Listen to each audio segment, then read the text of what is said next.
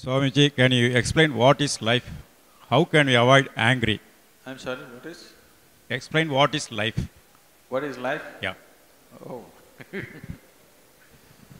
And what's the second part of it?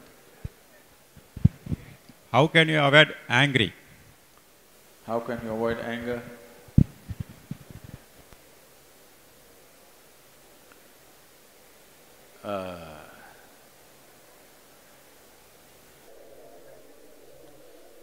See, if you're driving on the Coimbatore streets,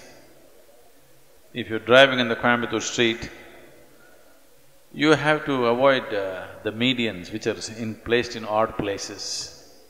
You have to avoid bad drivers. You have to avoid drunken men crossing the street, children crossing the street, all kinds of things. But when you're driving on Coimbatore street, do you have to avoid the moon?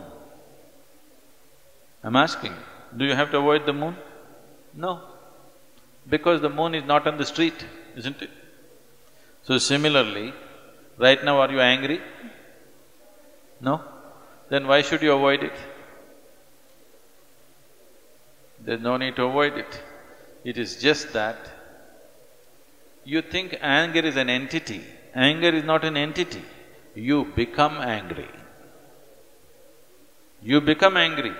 Anger is not sitting somewhere and you go hit it. There is no such thing. You become angry. When you become angry, is it pleasant for you or unpleasant for you? Unpleasant for you. Unpleasant for others for sure, unpleasant for yourself also.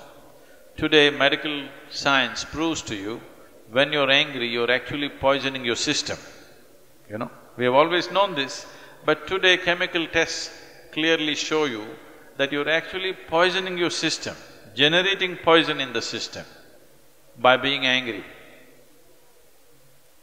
So, why would you want to poison yourself? It is not a conscious act.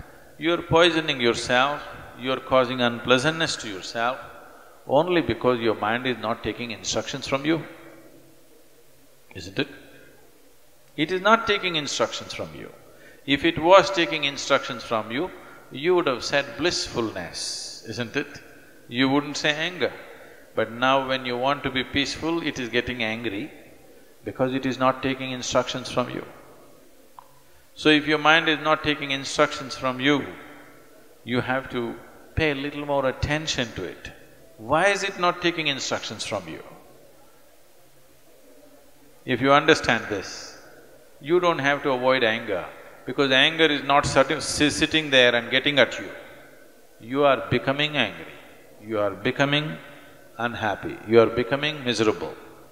These things are happening to you essentially because you have not done anything to take your faculties under your control.